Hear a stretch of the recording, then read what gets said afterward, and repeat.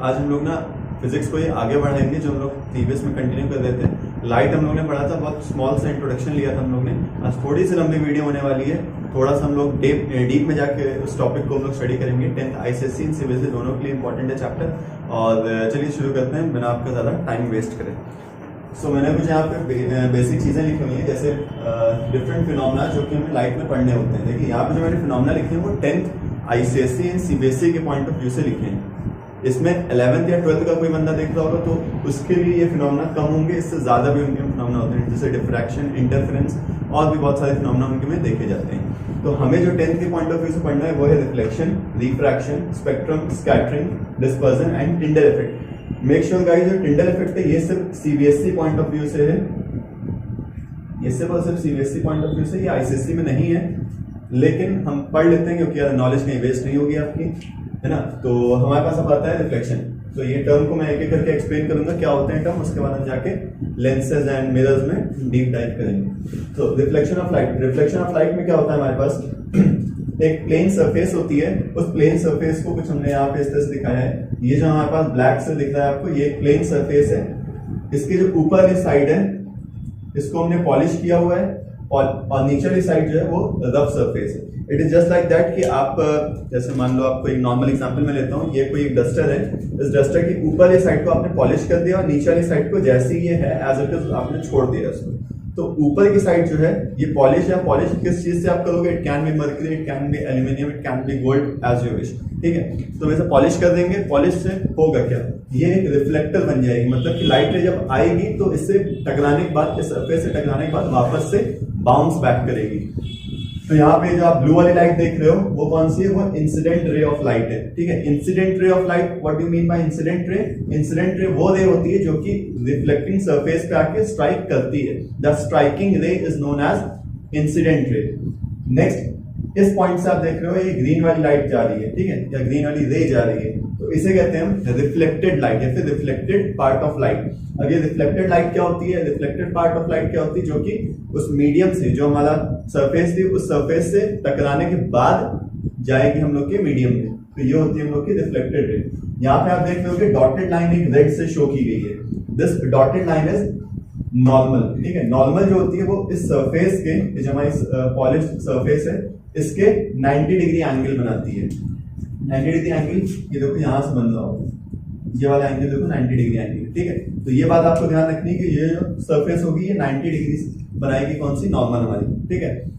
Normal जो है वो हमारी एक इमेजिनरी रे होती है, वो हम कहीं देखते नहीं। कभी भी आप लाइट रे देखोगे रिफ्लेक्ट कर रही होगी, शायद से अगर बोर्ड से कहीं से रिफ्लेक्ट कर रही हो, इस पार्ट से आई थिंक करती है ना, तो ये जो पार्ट से रिफ्लेक्ट कर रही है ये आपको हल्की सी यहाँ पे शाइन दिख रही होगी।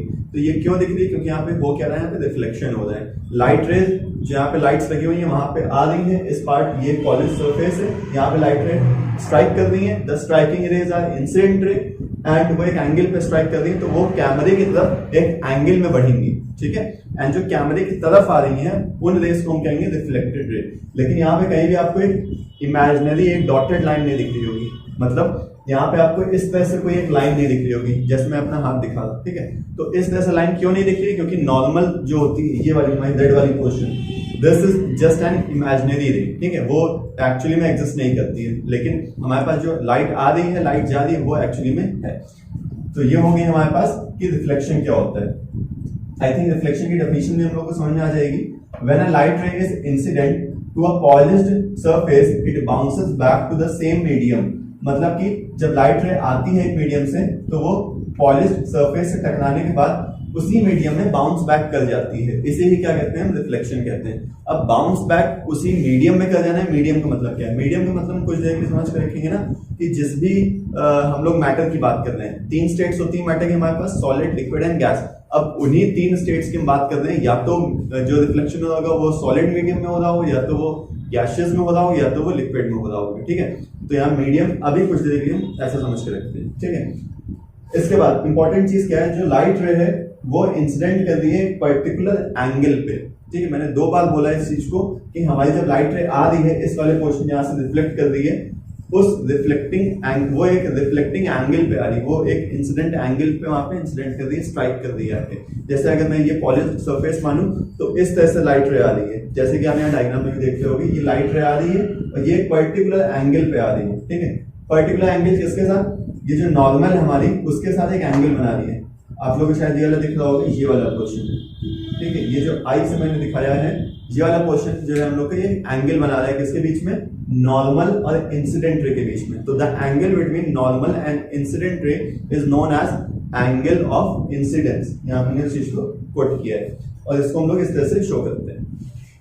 नेक्स्ट हमारे पास जो आता है वो है एंगल आर। जस्ट उसके बगल में आपको दिखेगा एंगल आर। वो क्या है, वो ये जो नॉर्मल है और ये जो रिफ्लेक्टेड रे है उनके बीच का एंगल है। तो मेक श्योर यहाँ पे रिफ्लेक्शन में ध्यान रखना कि जितने भी एंगल होते हैं वो हम लोग नॉर्मल से मेजर करते हैं, ठीक है। जो भी हमारी नॉर्मल रे होगी उसी के बिहाफ पे सारे एंगल्स हमारे मेजर किए जाते हैं। सारे क्या, दो ही एंगल्स होते हैं हमारे पास, angle I and angle R. तो ये एंगल आई है, ये कहाँ से मेजर किया जाएगा, नॉर्मल और इंसिडेंट रे के बीच में। एंगल आर जो है वो नॉर्मल एंड रिफ्लेक्टेड रे के बीच का एंगल होगा, ठीक है। अब ये जो एंगल थे हमारे,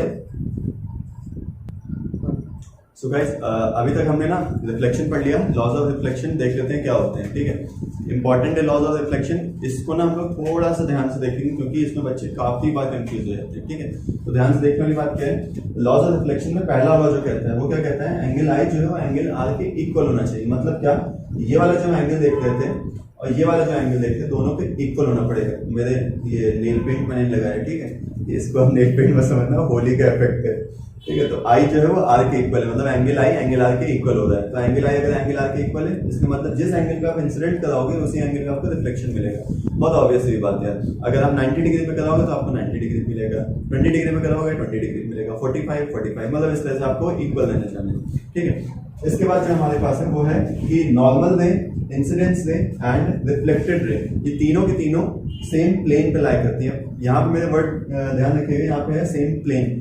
सीबीएसई की एनसीईआरटी जो बुक है उसमें सेम पॉइंट भी दिया हुआ है, तो सीबीएसई वाले same plane and same point दोनों कंसिडर कर सकते हैं, और आईसीएसई वाले सेम प्लेन से आप लोग लिखिएगा, अदर सेम पॉइंट पे मत जाइए क्योंकि वो एनसीईआरटी में आप लोग की बनेगी।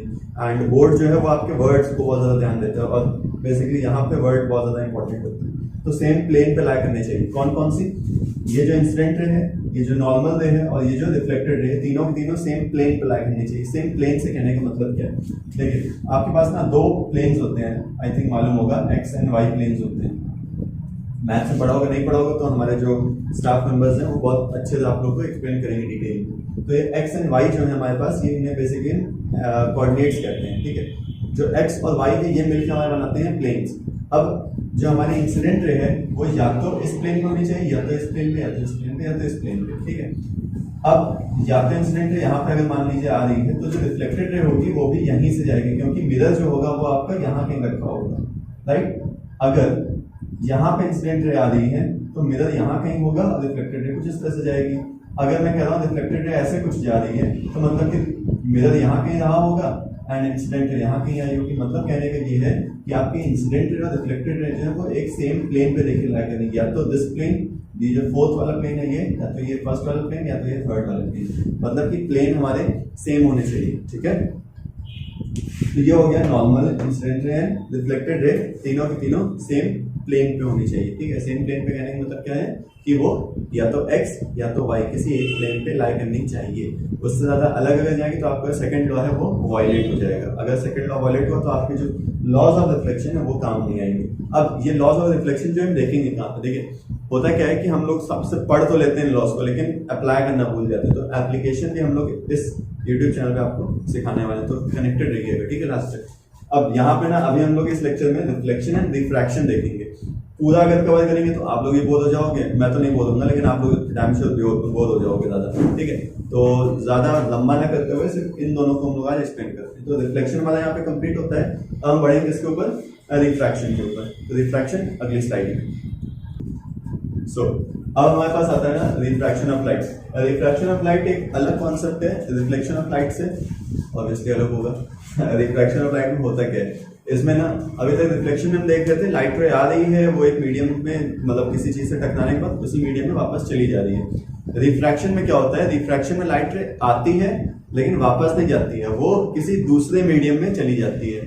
एग्जाम्पल अगर देखो तो आपने एक अगर कभी ग्लास का एक कटोरा लिया, ठीक है, उस कांच के कटोरे में, ग्लास के कटोरे में आपने पानी भर दिया।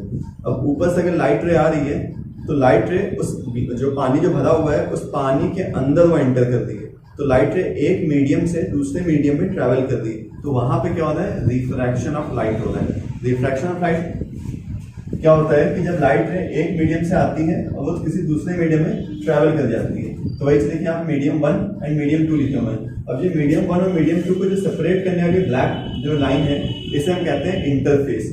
ये जो इंटरफेस है ये क्या करती है, ये दोनों मीडियम को सेपरेट करती है। इसको आप बिल्कुल उस तरह समझ सकते हो, ऐसे नदी है, उस बड़ी सी नदी में जो ऊपर की एकदम जो सबसे टॉप मोस्ट लेयर है, जिसके जैसे ही आप ऊपर आते हो तो आपको पानी से, जैसे आप ऊपर आओगे तो आपको हवा दिखने लगती है, मतलब सांस आने लगती है, और पानी की जब उस लेयर के नीचे रहोगे तो आपको ऑब्वियसली पानी दिखेगा, आपका दम घुटने लगेगा। ठीक, तो जहाँ पे आपका दम घुटने लगे, जो पानी वाला रीजन है, जिस लेयर के जैसे ही ऊपर आप बढ़ो एयर, जिस लेयर के जैसे ही नीचे बढ़ो आपका पानी, उस लेयर को हम कहते हैं इंटरफेस। तो जो दो मीडियम को बाइफरकेट करती है, दो मीडियम को डिवाइड करती है, उसे कहते हैं इंटरफेस।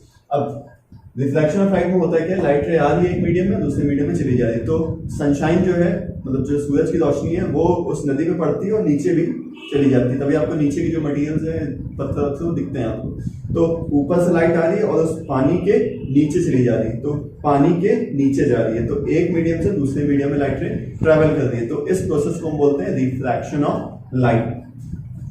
तो ये रेड वाली जो है, ये हमारी होती है इंसिडेंट रे, एंड जो ग्रीन वाली है वो है हमारी रिफ्रैक्टेड रे। मेक श्योर वहां पे जो था, हमने रिफ्लेक्शन पढ़ा था, उसमें आप पीछे जाके देख सकते हो, वहां पे रिफ्लेक्टेड रे था, यहाँ पे वो रिफ्रैक्टेड रे है। तो ये ध्यान रखना, रिफ्रैक्टेड एंड रिफ्लेक्टेड में जो कंफ्यूजन रहता है। इसके बाद यहाँ पे एज नॉर्मल, वहां पे हम लोग नॉर्मल बनाया था, वैसे यहाँ पे नॉर्मल बनेगा। नॉर्मल फिर से जो इंटरफेस है उसके परपेंडिकुलर होगा, मतलब 90 डिग्री एंगल बना रहा होगा। ठीक है, तो ये हमारा क्या है, ये नॉर्मल है। अब जैसे वहां पे हम कोई भी एंगल मेजर कर रहे थे तो वो नॉर्मल से मेजर करते थे, वैसे ही सेम केस यहाँ पे होने वाला है, नॉर्मल से कोई भी एंगल मेजर किया जाएगा।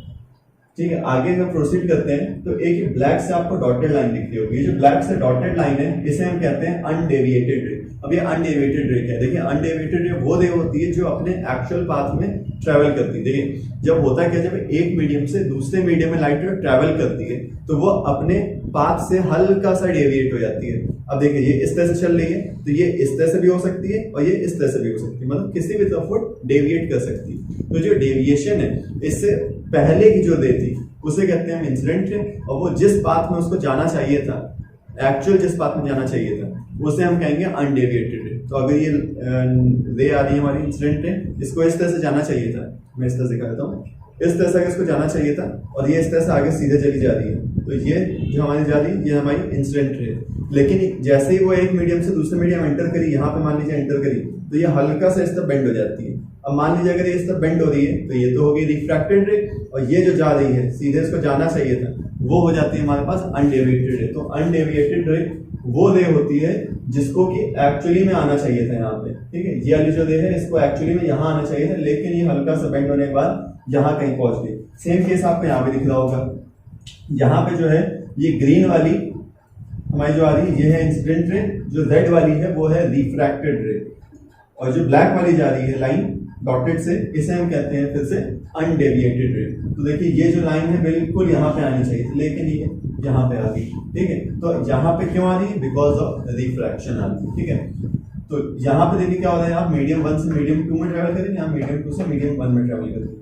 अब सबसे बड़ी जो बात होती है कि मीडियम ऐसा क्या कर देता है कि वो लाइट रे डेविएट हो जाती है, तो उसका आंसर जो है यहाँ पे लिखा हुआ है। देखिए मीडियम एक्चुअली दो टाइप के होते हैं, वो रेयर हो सकते हैं, वो डेंसर हो सकते हैं, लेकिन उससे पहले मीडियम को समझ लेते हैं। देखिए मीडियम का मतलब क्या होता है, जैसे हमारे 3 स्टेट्स होती हैं। ठीक है, तो 3 स्टेट्स हमारी क्या कहती हैं, सॉलिड, लिक्विड एंड गैस। हम बेसिक अगर मान लीजिए, ठीक है, उसके अलावा भी Bose, Einstein, condensate and plasma आप जानते हो।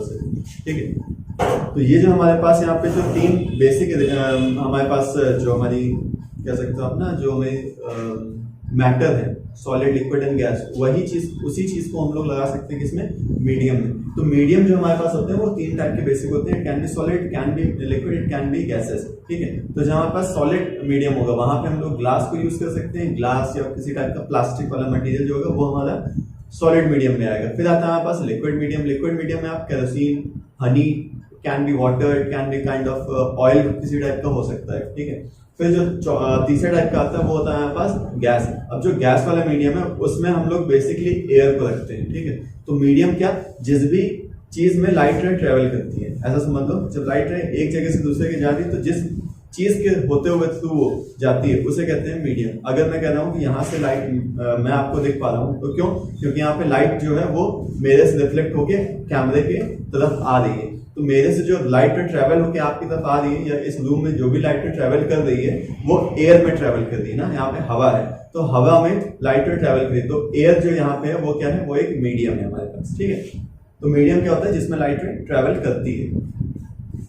तो मीडियम दो तरह का हो सकता है, it can be rare medium, it can be denser medium. अब रेयर और डेंसर क्या होते हैं? देखिए, रेयर और डेंसर को optically rare and optically denser भी बोला जाता है। ऑप्टिकली के यहाँ पे ऑप्टिक्स की हम बात कर रहे हैं तो ऑप्टिकली रेयर, तो optically rare and optically denser. Optically rare medium कौन से होते हैं? जहाँ पे लाइट तेज मूव करती है। ऑप्टिकली डेंसर कौन से होते हैं? जिसमें लाइट स्लोअर मूव करती है। अब देखिए, इसको ना टर्म्स के वाइज से समझना थोड़ा सा कॉम्प्लिकेटेड होने लगता है, फिर ना इसको हम थोड़ा सा अलग तरह से समझते हैं। देखिए, कभी भी ना आपके पास, मैं दो एग्जांपल लेता हूँ। एक बार आप मान लो आप बाइक चला रहे हो या फिर आप स्कूटी चला रहे हो, गर्ल्स एंड बॉयज दोनों अपने हिसाब से एडजस्ट कर लेना। तो जो हम बाइक चला रहे हैं वो हम एक बार एक क्राउडेड मार्केट प्लेस में चला रहे हैं, ठीक है। अब इंडिया में आप अमीनाबाद में, अगर लखनऊ में, अगर आपको लखनऊ से अगर आप देख रहे हो तो अमीनाबाद में जैसे सपोज आप चला रहे हो, ठीक है। तो जब अमीनाबाद में आप चला रहे हो उस बाइक को, या फिर आप नॉर्मल समझ लो कि आप किसी क्राउडेड प्लेस में जहाँ पे बहुत भीड़ है वहां पे आप चला रहे हो, तो जब उस जगह पे आप चलाओगे तो आपको बाइक या फिर कार या फिर जो भी चीज आप चला रहे हो, चलाने में थोड़ी सी दिक्कत होगी, वो धीमे धीमे चलेगी। लेकिन वही चीज जब आप हाईवे में पहुंचोगे तो आपकी स्पीड अचानक से थोड़ी सी बढ़ जाती है, बहुत तेज नहीं लेकिन बढ़ जाती है, ठीक है। लड़कों की ज्यादा ही बढ़ती है कुछ, ठीक है। तो जब बढ़ जाती है स्पीड, ये क्यों बढ़ती है?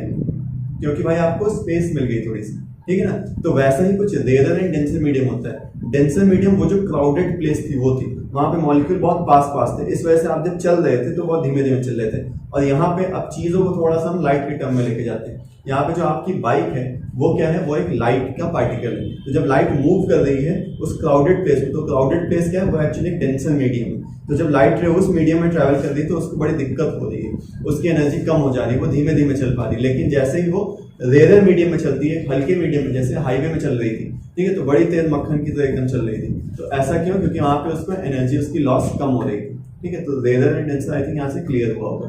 तो रेयर क्या होता है? इसमें मॉलिक्यूल बहुत दूर दूर रहते हैं, जिसमें लाइट आराम से ट्रेवल कर सकती है बिना किसी ज्यादा एनर्जी लॉस के। तो डेंसर में धीमे इसी वजह से चलती है क्योंकि बहुत क्राउडेड प्लेस है। रेयर में क्योंकि हाईवे है, ठीक है। यहाँ हाईवे एंड क्राउडेड प्लेस से याद रखना, उससे आपको जल्दी समझ में आएगा, ठीक। अब इसके बाद जो हम पढ़ने वाले हैं वो हमारे पास क्या आता है कि जो optically rare and optically denser है, इसमें जो हम लाइट में पढ़ेंगे वो हमारे पास तीन मीडियम होते हैं। एक होता है हमारे पास एयर, एक होता है हमारे पास वाटर, एक होता है हमारे पास ग्लास। अब जो एयर, वाटर, ग्लास जो है, ये हम बेसिक एयर में कभी कभी एक वैक्यूम भी ऐड कर देते हैं। तो वैक्यूम, एयर, वाटर और ग्लास, ये तीन मीडियम बेसिकली हम पढ़ने वाले हैं, ठीक है। ये हमारे आते हैं रेयर की कैटेगरी में, ये आते हैं हमारे दोनों डेंसर की कैटेगरी में, ठीक है। अब मैं अगर कहूँ कि आप मुझे ये बताओ कि एयर और वाटर के बीच में कौन रेयर है कौन डेंसर है, तो आई थिंक एयर रेयर होना चाहिए एंड वाटर डेंसर होना चाहिए।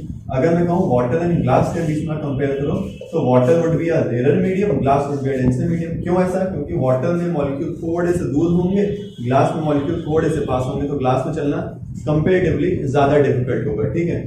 इसके बाद अगर हम एयर और ग्लास में करें तो एयर हमारा रेयर होगा एंड देन ग्लास हमारा फिर से डेंसर होगा, ठीक है। तो इतनी बात आई थिंक समझ में आ गई होगी ना। इसके बाद हमारे पास जो वैक्यूम होता है, ये वैक्यूम क्या होता है ये आप मुझे बताओगे, है ना। कमेंट्स में बताओ कि वैक्यूम होता क्या है। नहीं मालूम है तो वो भी आप बताओ कि मुझे नहीं मालूम है। हम लोग इस चीज को आगे जब अभी लेक्चर कंटिन्यू करेंगे, नेक्स्ट लेक्चर, उसमें हम लोग एक्सप्लेन करेंगे वैक्यूम क्या होता है, ठीक है। वैक्यूम इंपॉर्टेंट है हम लोग के इस पॉइंट, जो हम लोग रिफ्रैक्शन पढ़ रहे हैं इसके पॉइंट ऑफ व्यू से।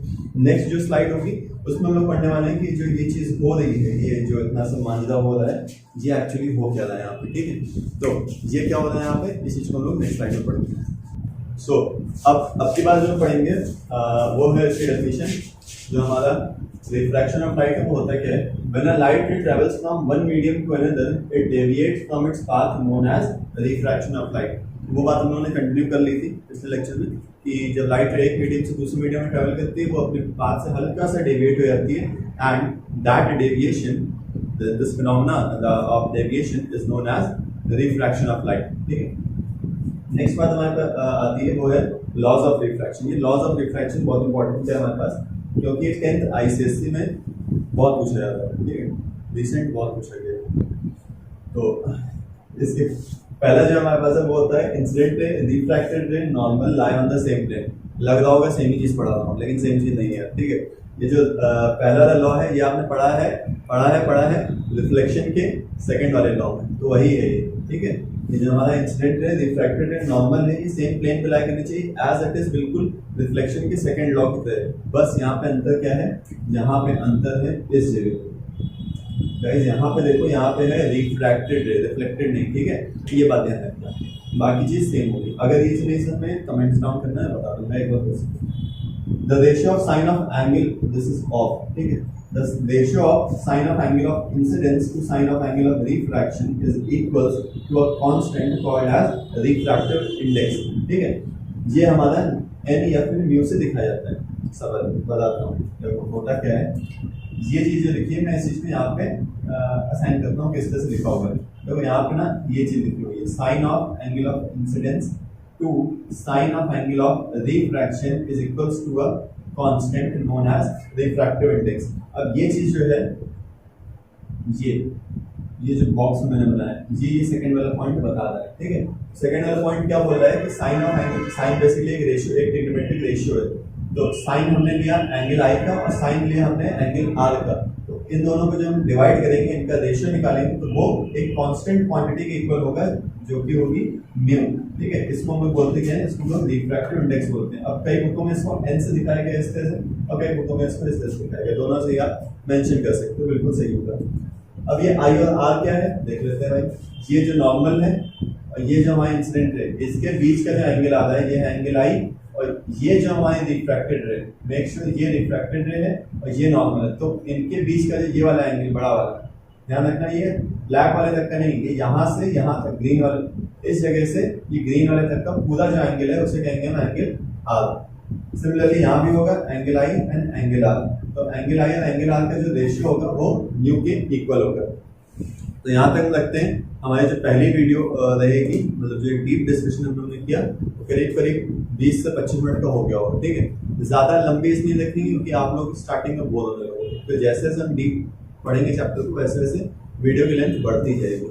मेक श्योर अपने जो आपको क्वेरीज हैं उनको कमेंट्स डाउन करना, या फिर हमारे व्हाट्सएप जो आपको नंबर फ्लैश होते रहते हैं स्क्रीन पे, उस पर आप भेज सकते हो। हमारे इंस्टाग्राम पे आप हमें डीएम कर सकते हो, फॉलो जरूर कर सकते हो। सब्सक्राइब करना चाहो, हमारा कंटेंट अगर अच्छा लग रहा हो तो कर सकते हो, लाइक कर सकते हो, अगर अच्छा लगे तो, नहीं लगे तो डिसलाइक बिल्कुल कर देना, ठीक है। बिल्कुल आपके हाथ में चाहिए क्योंकि आपका फोन है ऑब्वियसली, ठीक है। तो नेक्स्ट वीडियो मिलते हैं, तब तक के लिए बाय।